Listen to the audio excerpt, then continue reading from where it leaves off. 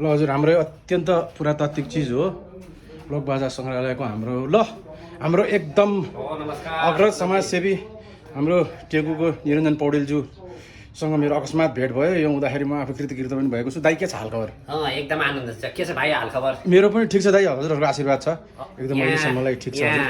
तिमीलाई पनि लोकबाजा सङ्ग्रहालयमा देख्दाखेरि खुसी लाग्यो? अहिलेको युवा जेनेरेसनमा लोकबाजाको आकर्षण बढ्दै गइरहेछ होइन? त्यसले गर्दाखेरि हामी विदेशी सङ्गीत भन्दा पनि हाम्रो सङ्गीतलाई जगेर्ना गर्दै स्थानीय निकायले नेपाल सरकारले पनि यसलाई हेरोस् भन्ने मेरो शुभकामना पनि छ। अरू कुरा भन्दा पनि हाम्रो वडाको शान 12 वडाको शान अहिले जुन सङ्ग्रहालय बसेको ठाउँ छ यो हाम्रो जन्मभूमि हो, सङ्गीतको उद्गम स्थल हो, नेमुनिले तपस्या गरेको ठाउँ हो र शिवले नाट्य सङ्गीत प्राप्त गरेको ठाउँ हुनाले यो सङ्ग्रहालय शुभ स्थानमा रहेको छ। यसले विभिन्न स्कुलका विद्यार्थी भाइ बहिनीहरूलाई अहिलेको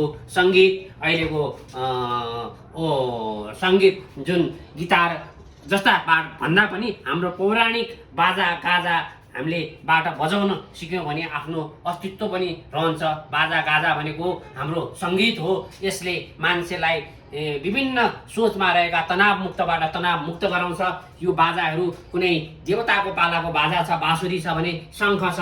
हाम्रो यस सङ्ग्रहालयको मुख्य चिन्ह भनेको नै शङ्ख हो। त्यसैले शङ्ख भनेको पितृकार्यदेखि लिएर देव कार्यसम्म प्रयोग हुन्छ।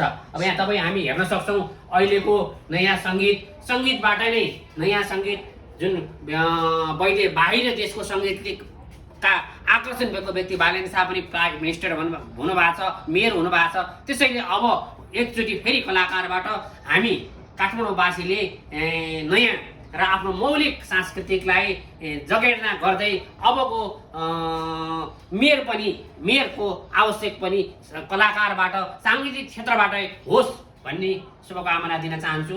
हामी यस 12 वडा वासीको गौरवको शानको विषय चाहिँ यस सङ्ग्रहालय भएकोले हामीलाई अथवा नेपाल सरकार अथवा स्थानीय निकायबाट सहयोग र स्थानीय निकायको सहयोगले यसलाई अझ जगेर्ना गर्दै देश विदेशमा रहेका पाहुनाहरूलाई विदेशीहरूलाई टुरिज्म सेक्टरलाई समेत आकर्षण गर्न सकिन्छ। अहिले विभिन्न देशबाट आएका डेनमार्कदेखि लिएर विभिन्न देशबाट आएका व्यक्तिहरू यहाँ अवलोकन गर्न आउनुहुन्छ, विद्यार्थीहरूले अवलोकन गर्छ।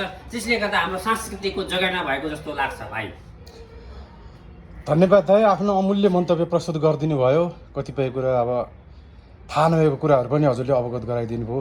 हाम्रो निरञ्जन पौडेल दाजुलाई 2-4 शब्द बोलिदिनु भएकोमा धेरै धेरै म हार्दिक आभार प्रकट। यहाँ जस्तो युवा यसमा आकर्षण हुनुभएकोमा मलाई गौरव लागेको छु। सर्वप्रथम त यहाँ भाइलाई पनि धन्यवाद। हस् धन्यवाद हजुर। हस्।